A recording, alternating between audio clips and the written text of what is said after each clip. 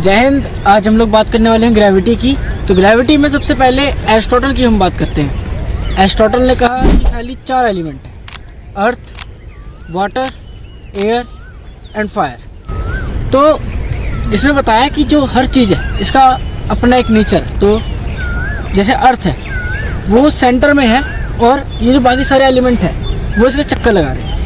वो इसीलिए क्योंकि हर किसी चीज़ का अपना एक अलग नेचर होता है। अर्थ का नेचर है भारी होना, हमारा नेचर है अर्थ से चिपके रहना, चिड़ियाओं का नेचर होता है उड़ना। तो दोस्तों इसके बाद पीरियड आया गैलीलियो का। तो गैलीलियो एक दिन टावर ऑफ पीसा पे चढ़ गया। उसके पास 2 बॉल थी, एक बॉल भारी थी और एक बॉल हल्की। एंड सोच, जब उसने दोनों बॉलों को एक साथ नीचे फेंका होगा तो क्या हुआ होगा? क्या हुआ होगा? भारी वाली गिर गई होगी पहले, हल्की वाली बाद में गिरी होगी। हाँ, इस एक्सपेरिमेंट से पहले लोग यही मानते थे, लेकिन गैलीलियो ने ये बात साबित कर दी। क्योंकि जब वो दोनों बॉल एक संग गिरी तो वो दोनों बॉल ज़मीन पर भी एक ही संग स्ट्राइक करी। यानी इससे पहले लोग मानते थे कि जो मास है उसकी वजह से जो ग्रेविटी है वो वेरी करती है। लेकिन जब गैलीलियो ने एक्सपेरिमेंट दुनिया को करके दिखाया तो लोग दुनिया की आंखें खुल गई। खैर ये तो बात हो गई बॉल की, लेकिन जब गैलीलियो ने पहला टेलीस्कोप बनाया तब जो एरिस्टोटल की थ्योरी थी कि अर्थ जो है एक जगह स्थिर है, फिर गैलीलियो ने जब चेक करा तो उसे पता चला कि अर्थ सन के अराउंड घूम रही है अपने ऑर्बिट में, जिससे कि एरिस्टोटल की ये थ्योरी एक झटके में गलत साबित हो गई। तो उसके बाद इस कहानी में हमारे हीरो की एंट्री आइजैक न्यूटन की। आप लोगों ने उनकी वो वाली कहानी सुनी होगी, वो पेड़ के नीचे बैठे थे। खैर, उस सब कहानी को मिला मिलू के उन्होंने एक निष्कर्ष निकाला कि जो एक मास है वो दूसरे मास को खींचता है। अब मान लो जैसे अयान है और मैं हूँ, तो मेरा जो मास है वो अयान के मास को खींच रहा होगा, लेकिन इस केस में अयान का मास ज़्यादा है। लेकिन इस केस में अयान का मास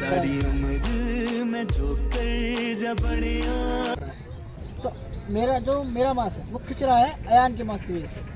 अब न्यूटन ने तो स्पेस ऑर्बिट के बारे में, हर एक प्लेनेट के ऑर्बिट के बारे में अच्छे से डिटेलिंग में एक्सप्लेन कर दिया है कि वो ओवल शेप में होते हैं, लेकिन दिक्कत आई मर्क्यूरी में, वो मर्क्यूरी का एक्सप्लेन नहीं कर पाए। तो आपने अभी तक जो कुछ कहानी सुनी, इस कहानी में ट्विस्ट जब आता है जब आइंस्टाइन आते हैं और कहते हैं कि कोई भी मास किसी और मास पे कोई फोर्स लगा नहीं रहा, even gravity is not a force. वो कहते हैं कि ये जो सारा कमाल है ये स्पेस टाइम कर्वेचर का है। अब स्पेस टाइम कर्वेचर क्या है ये हम समझते हैं। एक मान लीजिए सन है, उसका मास डायरेक्ट सी बात है हर एक प्लैनेट से ज़्यादा होगा।